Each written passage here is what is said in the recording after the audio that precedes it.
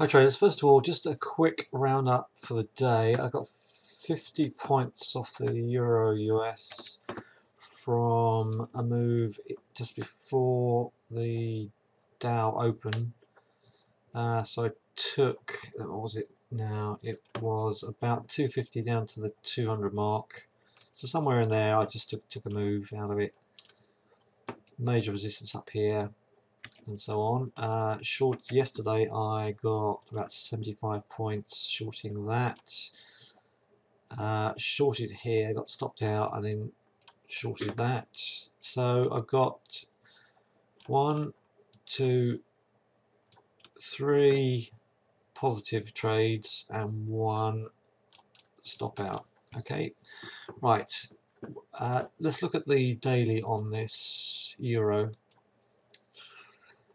The reason why I shorted it is because we've got so much resistance up here. Because if we look left, you can see from February we've got all this congestion. Because we've got all this support and all the moving averages underneath us and only the 200 above us, we are really in chopland, and we are in something of a triangle. So it's potentially a descending wedge. But because we are so trapped in so many areas of support, resistance and congestion, it's really hard to call. So although I am taking some points out of it, I'm not taking a lot of points out of it. But because the prevailing trend of this is down, I think it's not a bad idea in any kind of trend like this, any situation like this, particularly where you're under a key fib level like that here, just to short the highs, short the highs, short the highs, and then let's see if this can give way, because if that gives way, that's going to come down quite aggressively. Of course, if we close above here in the next 1, 2, 3, whatever days, that could see us at least retest this level, if not potentially higher. In the meantime, I am just shorting the highs. So that's the Euro US. Did a lot of work on the pound yen today. I think this pound yen is a really terrific bullish chart based on this support level from December 7. Yeah, this was resistance, it's been support since late May. We've dipped underneath it yesterday, and closing up here is very bullish. And we could potentially see 195. And the fact we're closing close to 192 with a few hours to go in the markets, then that bodes well. This trend line here that got drawn since the breakup on May 11 is holding really nicely at the moment. Obviously any market that's high has got the potential just to roll over, but all the time we're above that support, I will continue just to buy dips. Okay, that's all I'm doing, buying dips. Today we traded this in the room, took a move in the Euro session, took that move in the Euro session, waited till the data was out of the way, bought a position as the data was over, and we were just looking at support and resistance after the data, and then took a move into this resistance area here. Sorry about that. No, still can't draw it. You get what I mean. This resistance area from here. Okay, so what will I do tomorrow? Play it pretty safe. As a lot of these, let's look at the daily now. Well, we've looked at the daily. I will be interested in this data low. I'll just mark that data low to see if we come back and retest it. Actually,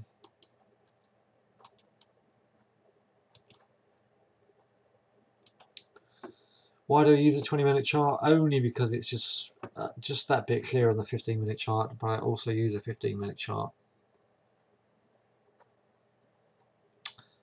Right, pound Pound US is in a similar move to the Euro US, although the fact that we are holding above this 200 is very, very bullish. Bit of a hangman though, so that could drag us down into the weekend, and then we need to plot what's going to happen next weekend. I do like retests of hammers, and what we have here at 380 area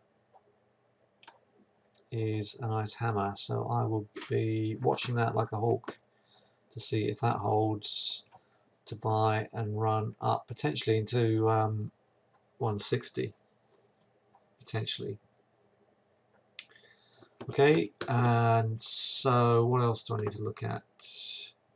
I think that's all I'm going to look at on that one. DAX bumped into this resistance level 460 and is just got a stopping bar on this main fib level. I would just steer clear.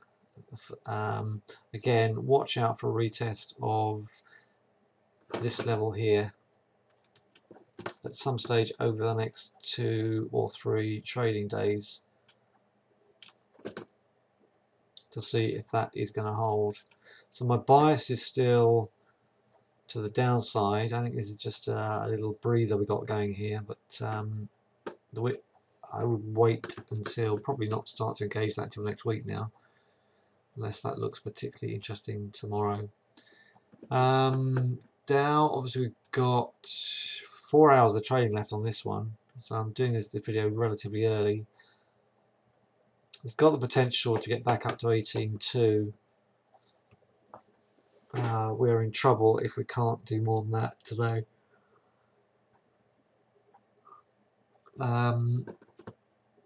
Oil is just sideways, trapped in a range. Gold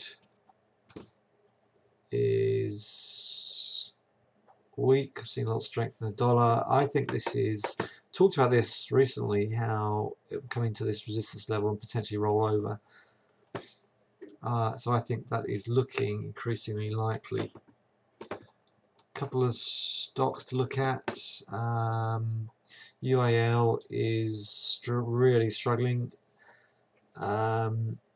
Nice push up into 2250. That's found some sellers, so let's see how we close. Plenty of time in today's market. Baidu has been pushing up. So 188 has been bought down here in middle of May, currently up to 207. I think that's still got a lot of juice in it. If you're interested, I would hold out and bid on 204 on that one. The other ones I like are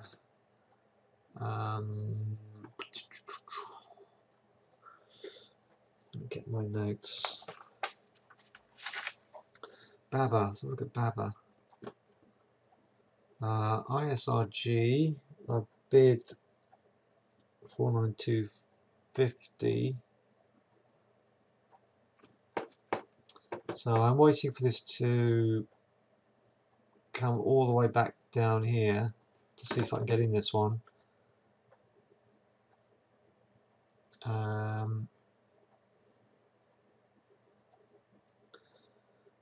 Vedanta, I'm just steering clear off for the moment. I bid, didn't get filled, and it ran away, so I'm just going to leave that for now, particularly as gold's coming off. Baba is the other one.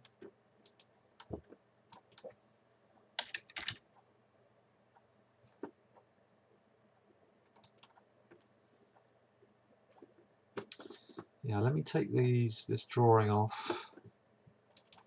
This is the scenario I'm looking at.